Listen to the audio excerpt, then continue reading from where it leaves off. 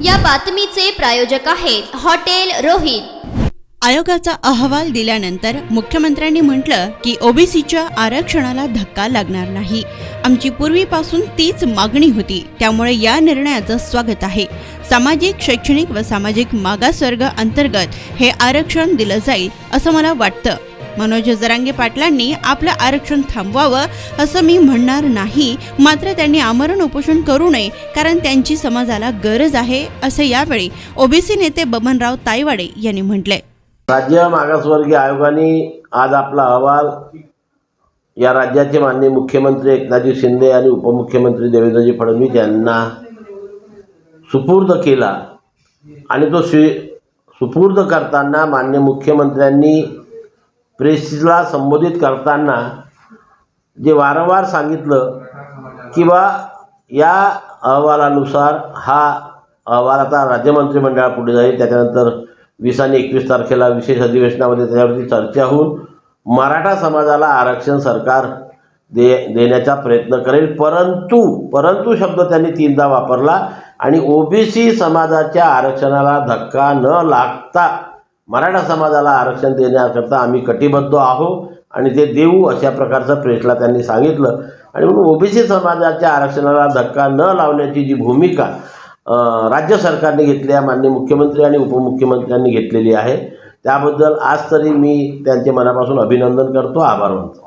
आयोगाने सर्वेक्षणाची किती वेगाने सर्वेक्षण केलं हे देखील या ठिकाणी सांगितलं। ज्या पद्धतीने वेगाने सर्वेक्षण झालेलं आहे तुमची देखील आता कसं आहे की नवीन संगणकाचं युग आलेलं आहे। या नवीन टेक्नॉलॉजीचा वापर करून सरकारने 1 महिन्याच्या आत हे सर्व सर्वेक्षण करून अहवालसुद्धा आज राज्य सरकारला सादर केला, त्याबद्दल त्यांचं अभिनंदन आपण करायला पाहिजे। परंतु हे करत असताना आपल्या माध्यमातून मी राज्य सरकारला एक निवेदन करतो की ज्याप्रमाणे मराठा समाजाचं मागासलेपण सिद्ध करताना सर्वेक्षण करताना एवढ्या मोठ्या यंत्रणेचा वापर करून अत्यंत कमी कालावधीमध्ये हा अहवाल आपण राज्य मागासवर्गीय आयोगाकडून पूर्ण करून घेतला, त्याच धर्तीवर जी राष्ट्रीय ओबीसी महासंघाची आणि संपूर्ण ओबीसी समाजाची अनेक दिवसापासूनची प्रलंबित मागणी आहे की ओबीसी आणि इतर समाजाची जातनिहाय जनगणना करून ती आकडेवारी लवकरात लवकर आपण प्रसिद्ध करावी। आज सुद्धा याच आपल्या प्रसारमाध्यमाच्या माध्यमातून मी सरकारला निवेदन करेल की सेम याच मशिनरीचा वापर करून, एवढ्याच कर्मचाऱ्यांचा वापर करून 1 महिन्याच्या आत ओबीसी समाजाची जातनिहाय जनगणना करून आकडेवारी प्रसिद्ध करावी।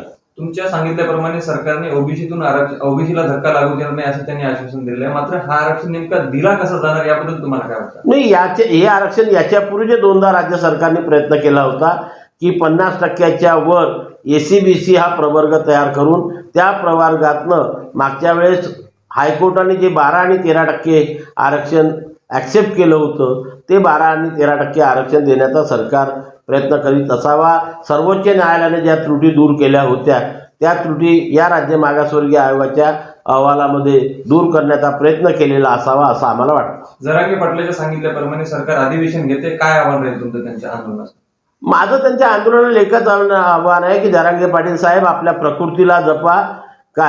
प्रकृती जर सुदृढ राहिली तर आणखी आपण समाजासाठी संघर्ष करू शकतो। आणि जरांगे पाटलांनी जी मागणी मांडली, सरकारपुढे मांडली, त्या सर्वच मागण्या त्यांच्या पूर्ण होत आहेत। अशा प्रसंगी त्यांनी हे जे आमरण उपोषण आहे, हे आमरण उपोषण कुठेतरी थांबवायला पाहिजे।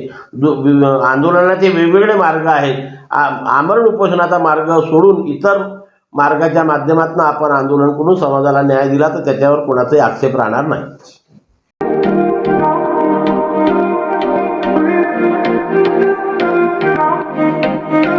सोलापुरात व्हेज नॉन व्हेज जेवण मिळण्याचं एकमेव ठिकाण हॉटेल रोहित। चवीला टेस्ट, हॉटेल रोहितचे जेवण बेस्ट। बर्थडे पार्टी, कार्यक्रम, विविध पार्टींचे ऑर्डर्स ही स्वीकारले जातील।